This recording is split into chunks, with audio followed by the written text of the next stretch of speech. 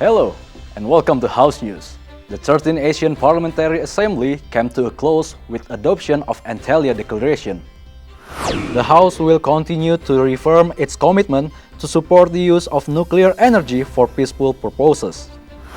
The House asked the public to participate in overseeing the 2024 general election agenda and maintaining peace in the life of the nation and state.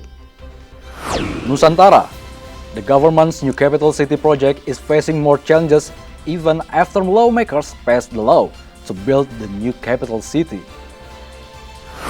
Get ready to travel and visit a lot of attractive spots in Surabaya Tunjungan Street at night. Is this the TV episode of the year? It's a big call so early in 2023. Let's find out more about The Last of Us, the series. The Committee for Inter-Parliamentary Cooperation of the House commits to contribute to the promotion of peace and security at regional and global levels. The House strongly agrees conflict resolution as stated at the Antalya Declaration.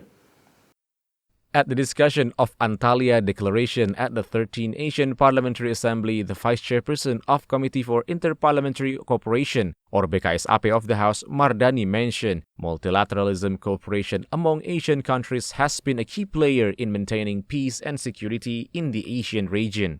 Mardani emphasized sustainable security is important for the development in Asia. Creating a peaceful world is one of the national goals outlined in the preamble of the 1945 Constitution of the Republic of Indonesia.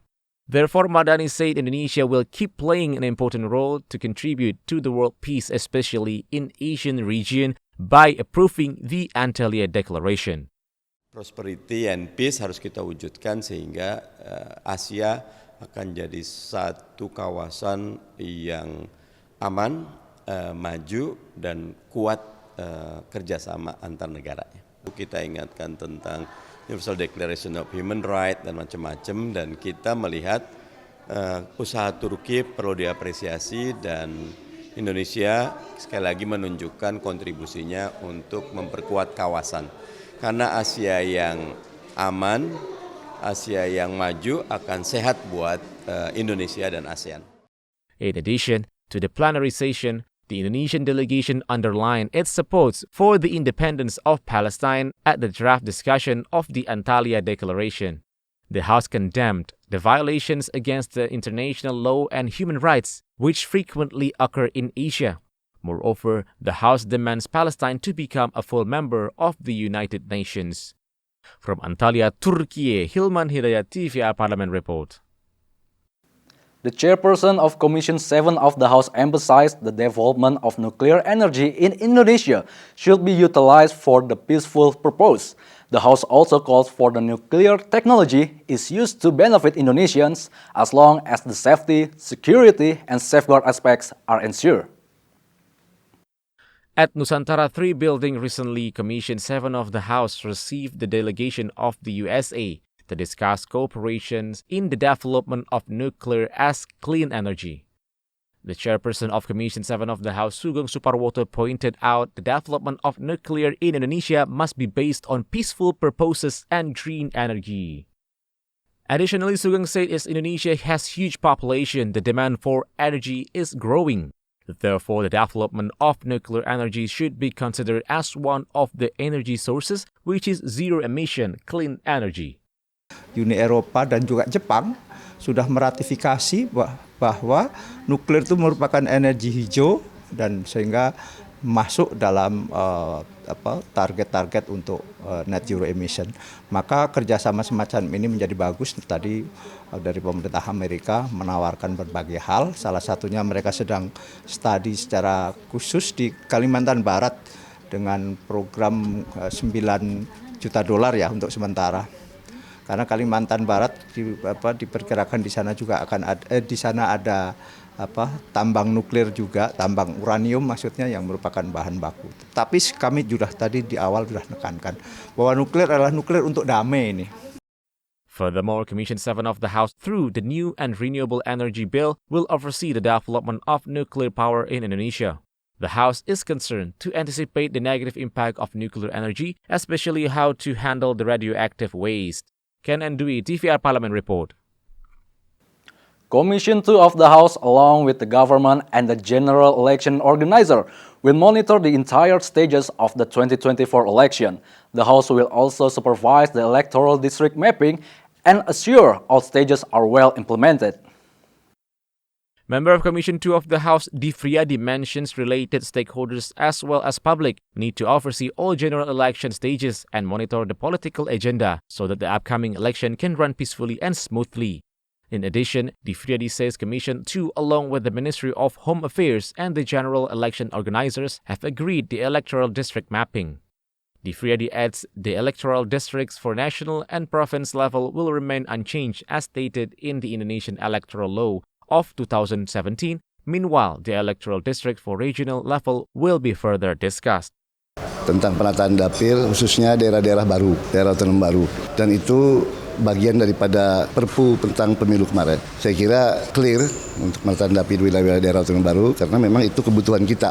Saya kira kendala pasti ada, tapi persoalannya memang kemauan para penyelenggara pemilu khususnya KPU, Bawaslu dan pemerintah dan kita Komisi 2 itu akan backup terus agar mekanisme pemilunya berlangsung dengan baik dan sesuai dengan tahapan-tahapan yang telah disusun bersama. Untuk penataan dapil, anggaran untuk rekrutmen PPK, rekrutmen KPU kabupaten, provinsi sudah kita perjuangkan kemarin dalam rapat-rapat dengan KPU dan dengan pemerintah. Di backup sudah itu anggarannya. Cukuplah insya Allah.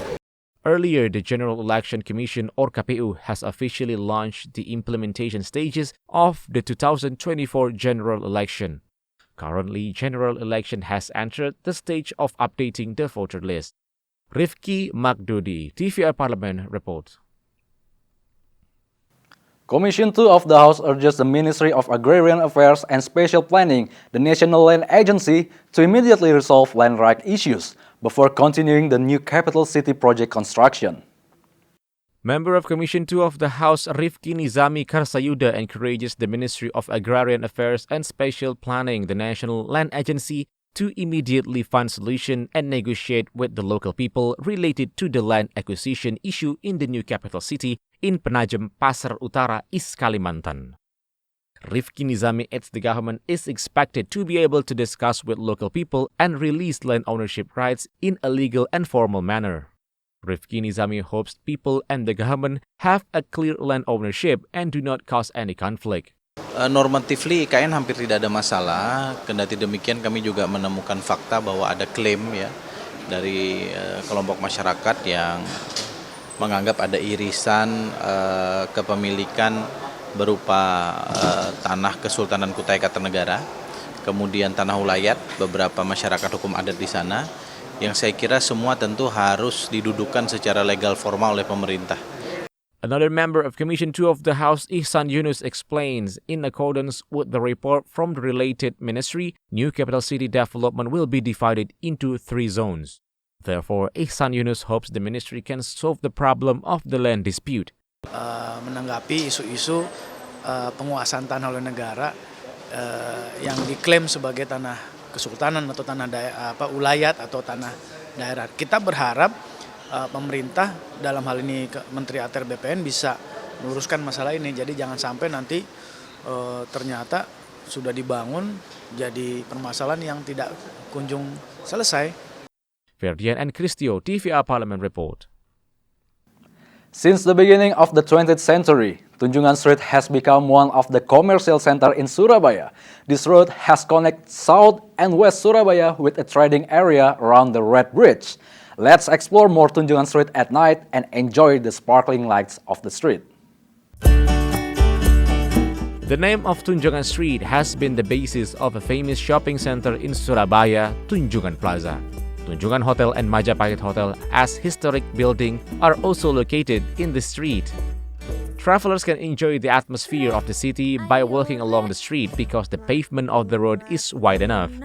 Historically, Hotel Majapahit was the most memorable place during struggle with the Dutch colony. That tragedy was memorized as the Heroes' Day, celebrated every November 10th. Another historical building is Siola, the most complete wholesale trademark. Since the early 90s, this building has become the largest shopping center in the Dutch East Indies. In the next period, this place was occupied by the Japanese, who changed and renamed as Chiyoda Shop, selling luggage, bags, and shoes. During the Battle of November 10, 1945, this building is used as a base camp against British troops until later the British bombed the building and destroyed the front of the building. Today, Siola used as a museum.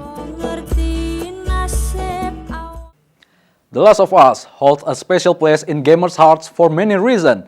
When it was announced the game would be adapted to TV by HBO, several questions naturally arose from the fanbase. Is the series worth watching? Let's take a closer look. Quoted from CNN, HBO series The Last of Us premiered January 15. The series is based on the video game of the same name. Set 20 years after the destruction of modern civilization, The Last of Us is a heartbreaking journey about humanity and survival. The series stars Pedro Pascal as Joel and Bella Ramsey as Ellie, two characters who must escape brutal killers and monsters. Viewers of The Last of Us are praising the second episode for its opening set in Indonesia. Veteran Indonesian actress Kristen Hakim has expanded her acting, playing a role as a scientist named Ratna in Jakarta. She's called by the military to inspect people who got infected by the mutant fungus. Knowing that no cure is available, Ratna provides a fatalistic solution to wipe out the city. The Last of Us series isn't just acclaimed for the characters and writing.